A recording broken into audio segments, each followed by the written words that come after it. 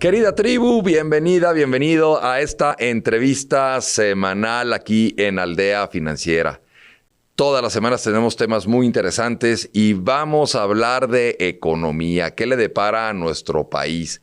¿Qué está pasando en materia económica de manera que puedas tomar buenas decisiones? Y nos acompaña una personalidad en el tema.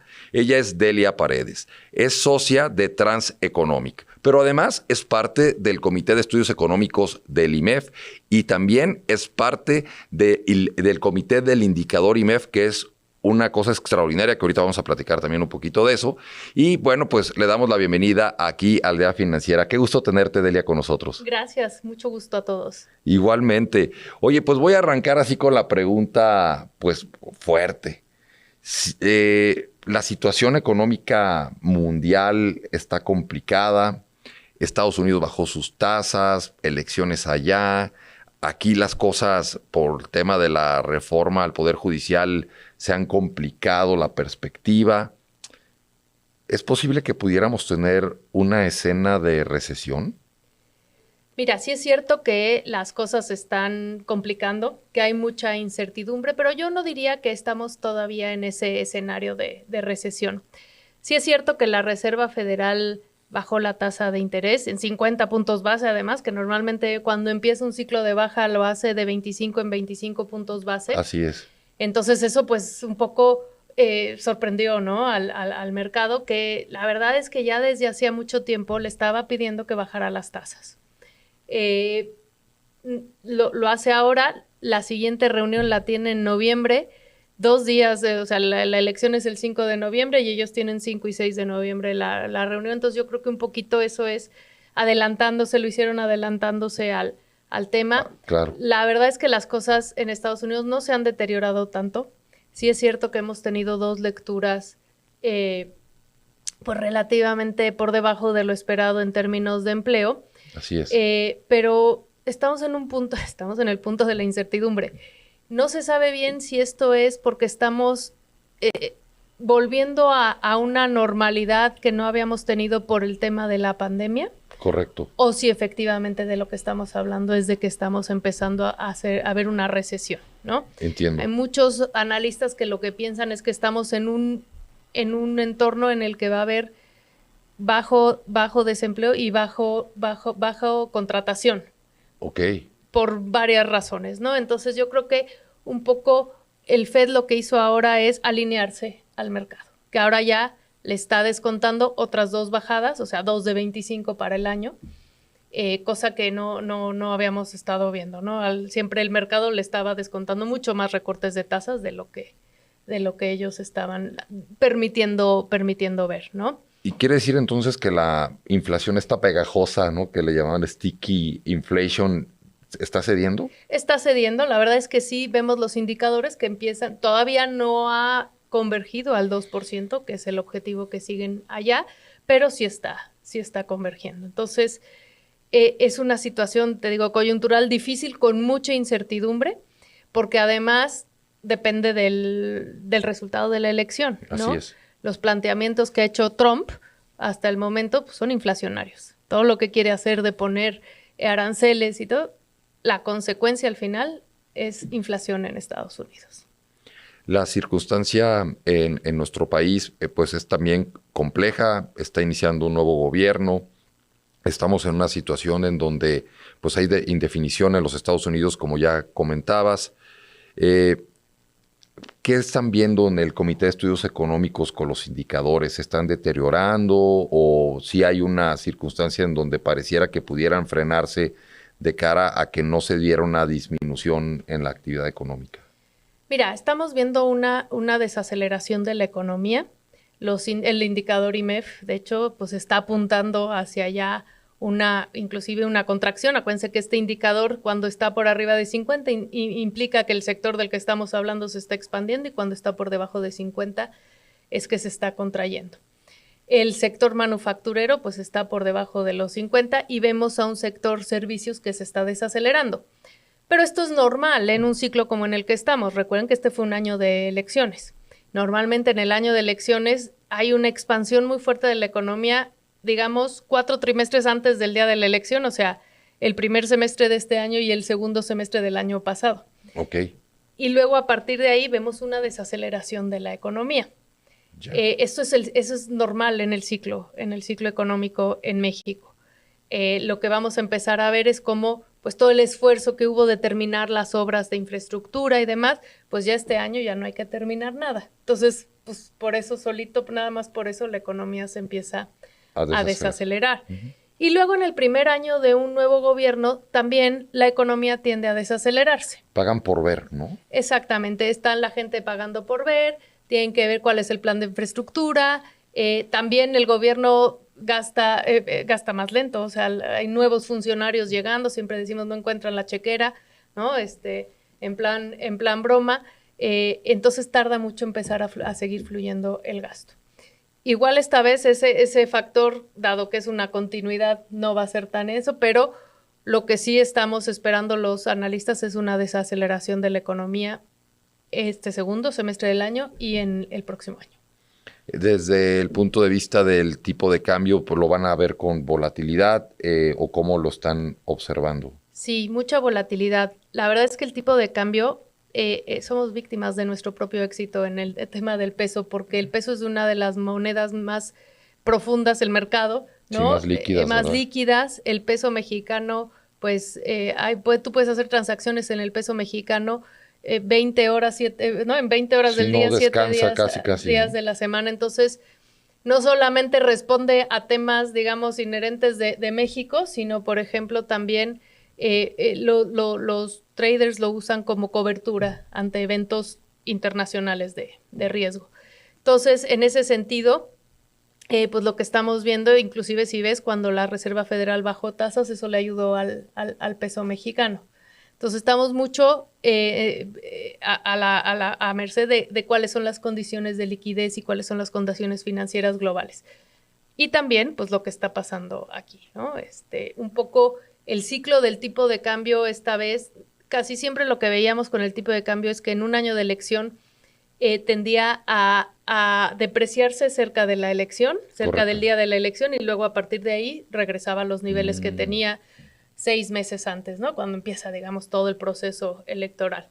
Aquí pasó al revés. Lo que vimos es que 90 días antes de la elección el peso se apreció. Parece que inclusive estuvo tocando 16 de vez en cuando en el mercado y ahora pues estamos en niveles de 19, 20, ¿no? Pasó justamente lo contrario, una combinación entre temas globales, este cambio que hubo en la política monetaria en Japón, pues también le pegó, lo que te digo, le pegó sí. al peso mexicano. Temas adentro, que yo creo que eso en menor medida es lo que ha estado detrás del comportamiento del tipo de cambio, pero como bien dices, bastante volatilidad, pero yo creo que entre 19 y 20 pesos lo vamos a ver, pues de aquí por lo menos, yo creo que hay dos fechas importantes, una la elección de Estados Unidos y 2 la presentación del paquete presupuestal el 15 de noviembre. Esos yo creo que son 2 puntos en los que vamos a ver qué pasa. Hay que estar prestando atención. La reforma al Poder Judicial ha generado pues un sinnúmero de comentarios, posturas encontradas y por supuesto incertidumbre y volatilidad. El mismo Estados Unidos se ha manifestado al respecto. Tú has tenido algunas comunicaciones comentando. ¿Qué nos puedes decir? ¿Cuál es tu opinión de lo que sucedió? ¿Cómo nos afecta? Bueno, obviamente, y fue parte de la plática que acabo de dar aquí en el foro IMEF de Guadalajara, el Estado de Derecho es una parte fundamental en una economía. De acuerdo. Es el pilar que promueve el crecimiento y promueve también la igualdad y la equidad, porque pues al final del día la igualdad es tener acceso a las mismas oportunidades y esto te lo da un Estado de derecho fuerte. Así es. Básicamente lo que promueve esta reforma es que se reduzca la independencia que hay del Poder Judicial y eso causa que aumenten lo que en economía llamamos los costos de transacción. Ya no es tan fácil, ya no tienes tanta certeza jurídica de que tu contrato va a ser respetado, ya no tienes tampoco certeza de que si algo pasa mal te van a respetar las condiciones o vas a poder ir a un juez que sea independiente y que pueda decir. Entonces, pues eso le eleva el precio a todo, ¿no? Entonces tú ya quieres cobrar un poco más por el servicio que vas a prestar. Vas a querer un poquito más de rendimiento en la empresa que vas a poner, ¿no? Tu retorno sobre tu capital aumenta. Entonces hace mucho más difícil hacer negocios en la economía, ¿no? Además de que, bueno, pues obviamente los tratados de libre comercio que tenemos, el más importante, el TEMEC, desde luego, están basados en que tenemos un marco legal estable e independiente, ¿no? Entonces, pues afecta ahora sí que todos los ámbitos de la vida. Esta circunstancia pues genera la posibilidad de que se vayan capitales del país.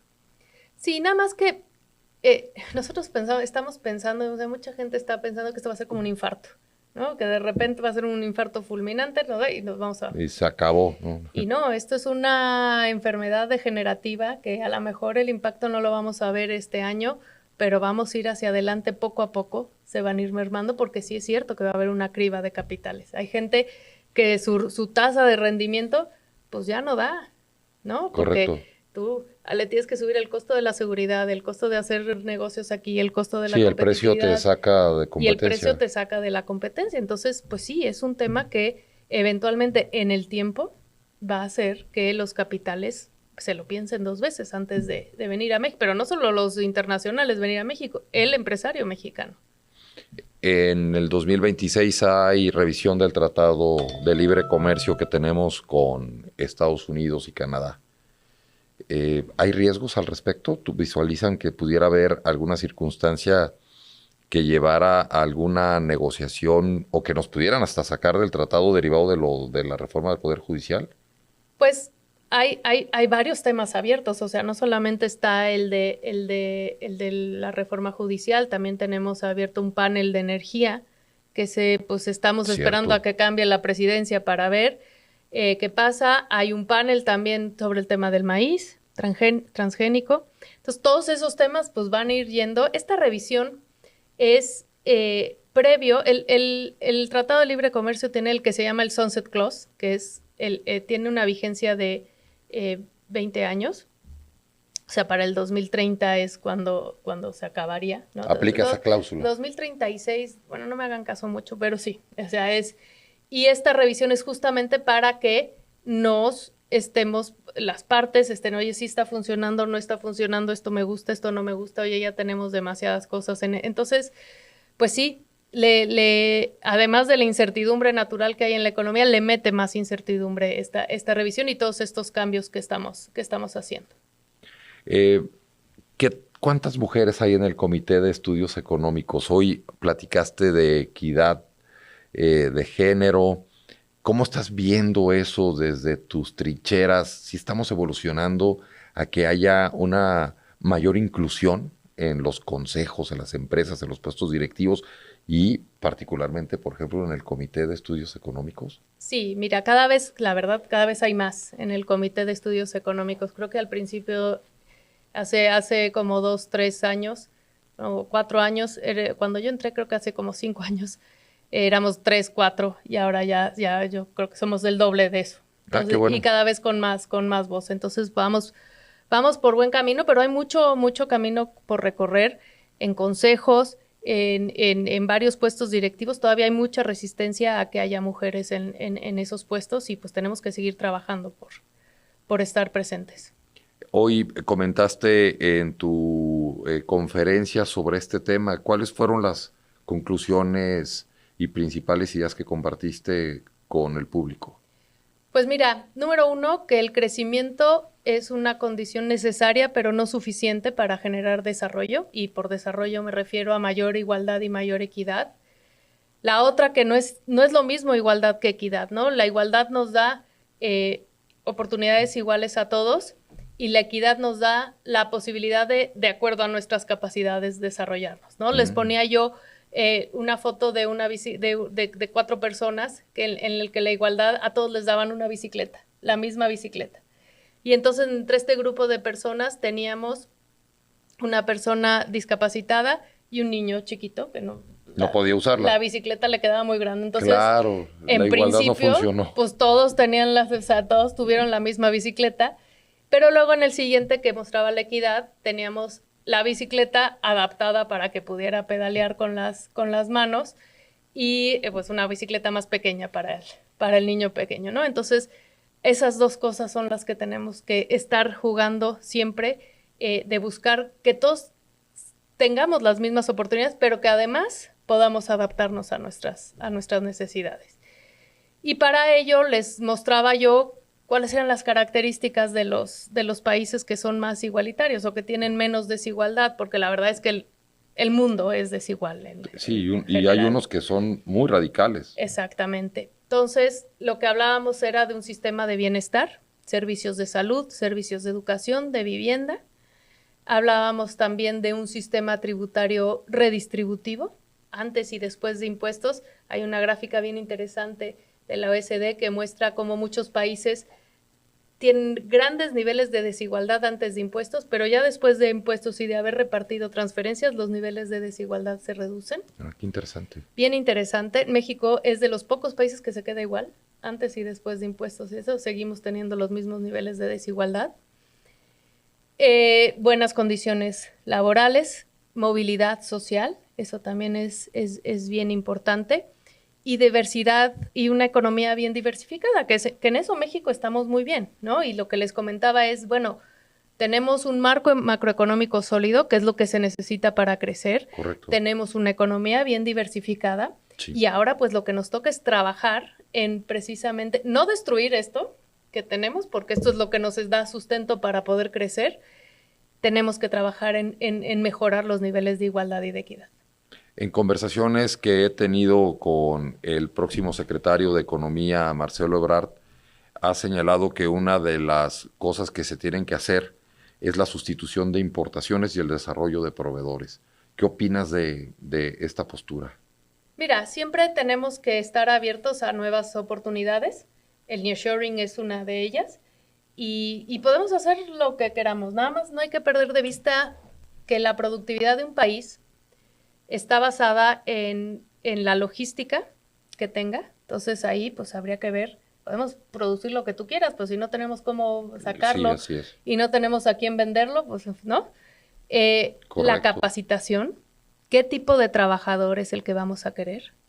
¿Qué tipo de entrenamiento? Y entonces de ahí viene qué tipo de entrenamiento le vamos a querer dar. Talentos claves. Sí. Tecnología o matemáticas, o no queremos que haga nada de eso. O sea, hay que decidirlo, ¿no? Fuentes de energía eficientes. Sí, hace mucha falta esa inversión. Limpias y eficientes. O sea, el nuevo proteccionismo, además de los aranceles que amenaza Trump, pues va a venir de, oye, ¿cómo hiciste tu producto? ¿Con qué fuente de energía? Pues es que usé carbón. Pues mira, entonces entra con este arancel. Y sobre todo, Estado de Derecho, otra vez. Esa es la constante que vamos sacando. Entonces, yo creo que no hay que perder, independientemente de lo que queramos hacer, no hay que perder de vista que esos son los pilares que hay para la productividad en un país. Al gobierno que está entrando, si tuvieras que hacerle algunas peticiones, ¿qué le pedirías que hiciera diferente de lo que hizo el gobierno de Andrés Manuel López Obrador que acaba de terminar? Pues mira, esta ha sido la pregunta repetida y siempre digo que yo lo que le pido es que no solamente atienda al corto plazo, sino que, dado que están transformando, siempre las semillas para el largo plazo, porque yo creo que eso es lo que estamos dejando de ver. Estamos teniendo una sensación de bienestar que pues va a ser de corto plazo y que no es sostenible. Entonces yo sí pediría también tener miras para las siguientes generaciones de mexicanos. ¿Ves a un sector empresarial con confianza o lo ves con grandes temores que impida seguir generando inversión? Porque la inversión extranjera directa, en su componente más grande, ha sido reinversión de utilidades. Sin embargo, pues esa reinversión de utilidades se da porque le tienen confianza a México, están creciendo y apuestan los que ya están y evidentemente llegarán nuevos jugadores. Pero esa confianza es clave. ¿Cómo visualizas y qué han visto ustedes en ese sentido? Yo lo que los veo es con muchas ganas de invertir. Hace mucho sentido invertir en México. México tiene muchas ventajas, pero cautela ante... Hay factores, estos 5 factores que acabo de mencionar. Claro. Esos son los que se tienen que resolver para ver si es el factor de decisión, si siguen poniendo el dinero o no. La circunstancia energética de nuestro país, pues durante este sexenio hubo mucha complicación, la inversión fue muy baja, solo en ciertas cosas, evidentemente no hay una apertura hacia las energías renovables. ¿Crees que va a cambiar esto con la nueva administración? Pues la nueva administración sí trae una agenda de agendas renovables, entonces esperemos que eso, y además ha dicho que está abierta a la participación privada, entonces por eso te digo, hay todavía muchas incógnitas, sí, claro, que necesitamos saber hacia dónde van a ir. Es importante que haya, ahora que está iniciando el gobierno, una postura clara que genere certidumbre y que permita tener claridad de las políticas que se van a aplicar. Yo creo que sí. Es fundamental certidumbre para mejorar el clima de negocios. Eso es lo que les pedimos a las autoridades. Los mexicanos somos emprendedores, somos productivos, podemos hacer las cosas, necesitamos nada más pues el clima de negocios para hacerlas. Si tuvieras que darle un consejo a la gente, aterrizar todos estos conceptos económicos que de repente se quedan en estas estadísticas, en estos datos que a la gente que vamos caminando en la calle nos cuesta trabajo aterrizar en nuestra vida cotidiana, ¿qué consejo les darías derivado de esta circunstancia de volatilidad que estamos viviendo? Mucha cautela, otra vez, o sea, es que el nombre del juego es cautela, y estar informado, estar bien informado, ¿no? Y entonces, pues medios como yo creo que ayudan a eso. Cada vez tenemos más fácil las cosas, nos las explican mejor. Entonces, estar interesados, porque es algo que nos afecta. No nada más afecta pues hay a los locos que les gusta hacer matemáticas y cosas, ¿no? O sea, te afecta en el día a día y por eso tienes que entender qué es lo que está pasando. ¿Cómo traduces la cautela en cosas prácticas para la gente? O sea, ¿qué cautela que significaría dejar de hacer algo? Pues, entre otras cosas, ahorro, ¿no? Ahorrar. Pensar bien en lo que se gasta, ¿no? Ser prudente en el gasto. Ser prudentes en el gasto. Y pues si inviertes, pues también estar atento a tus inversiones y claro, ver qué riesgos tiene, ¿no? Entender qué riesgo hay de meterte en esa inversión, ¿no? Luego hablan del Bitcoin y vamos a meter... Y son cosas que los americanos tienen este dicho de que si tú crees que algo es demasiado bueno para ser cierto, seguramente lo es. Así demasiado es. Bueno entonces no es. Claro. Entonces hay que tener mucho cuidado. La parte de deuda, sugieres, si alguien está pensando en endeudarse para comprar una casa, un coche, ¿qué les pudieras comentar? Mira, una de las grandes cosas que hemos tenido con los cambios estructurales que hubo y este marco macroeconómico es justamente que hemos podido desarrollar los mercados financieros y bancarios, y esto te da acceso a a tasa de interés fija en temas de hipotecas, y entonces eso pues es una oportunidad, bueno, si se tiene, invertir en eso. O sea, ese es el tipo de cautela, no te metas en una tasa de interés variable, ¿no? Si vas a comprar una casa, vas a tener una tasa fija. Igual esperar un poco. Banxico debe estar a punto de bajar la tasa otra vez y va a seguir bajando, entonces pues igual valdría la pena esperar. Transeconomics, ¿qué nos puedes platicar? ¿Qué hacen en esta empresa en la que tú participas? Pues mira, nosotros lo que tratamos es de dar tranquilidad y serenidad a clientes de alto patrimonio, justamente en esta marasma de cosas que hay de incertidumbre. Los ayudamos con sus inversiones. ¿Hacen asset management? Hacemos manejo de portafolios. Ah, qué bien. Exactamente. Asesoría patrimonial, ¿no? Tenemos pues varias opciones de inversión, de diversificación. Te enseñamos cómo diversificar y sobre todo pues te hacemos el ejercicio de cómo debes gastar, cómo debes hacer cuidamos tu patrimonio, para cuidar tu patrimonio y para que esa parte de tu mundo, tú tienes tu negocio, tú tienes tu familia, pero esa parte esté resguardada y tú no tengas esa ansiedad que te causa todas las noticias que estamos oyendo todos los días, que si la guerra, que si Trump, que si, o sea, ¿no? Entonces te ayudamos a que tengas tranquilidad en esa parte. Si yo tengo una cantidad de patrimonio líquido que he formado, ustedes me ayudan a generar ese portafolio y generar los distintos mecanismos para poder, pues, mitigar los riesgos donde se debe y apostarle que va a preservarse en el futuro. Exactamente. Y ese análisis, y ustedes además hacen análisis y todo esto y los publican o cómo... Sí, exactamente. Tenemos 2 blogs, La Carpeta Negra y Timón Económico, que ahí estamos subiendo y explicando las cosas del día a día que van pasando. ¿Y se pueden consultar en la página web, es transeconomics.com. Pues inclusive si ustedes están de acuerdo podemos compartirlo hasta con la comunidad de Aldea Financiera para que puedan ver ese análisis y capaz que más de alguien desea que le den algún servicio. Claro que sí, por favor. Pues lo vamos a compartir. Pues Delia, de verdad, muchas gracias por una entrevista tan interesante. Estamos viviendo una coyuntura compleja, pero lo que tú nos comentas nos ayuda a tener más claridad de lo que puede venir a futuro, qué riesgos hay que cuidar, qué circunstancias hay que estar revisando para poder tomar decisiones. Así que, de verdad, muchas gracias por haber compartido tu conocimiento y experiencia aquí en Aldea Financiera. Al contrario, muchas gracias por la invitación. Y pues llegamos al final de la entrevista, les agradecemos mucho, déjenos sus comentarios, ¿qué otro tema quieres? ¿Qué otro tema te preocupa? ¿Qué te levanta a las 3 de la mañana? Bueno, aquí dinos y por supuesto que buscaremos tener alguna entrevista que pueda responder tus inquietudes. Por lo pronto, nos despedimos deseándote que tengas un día con tendencia positiva. Nos vemos pronto.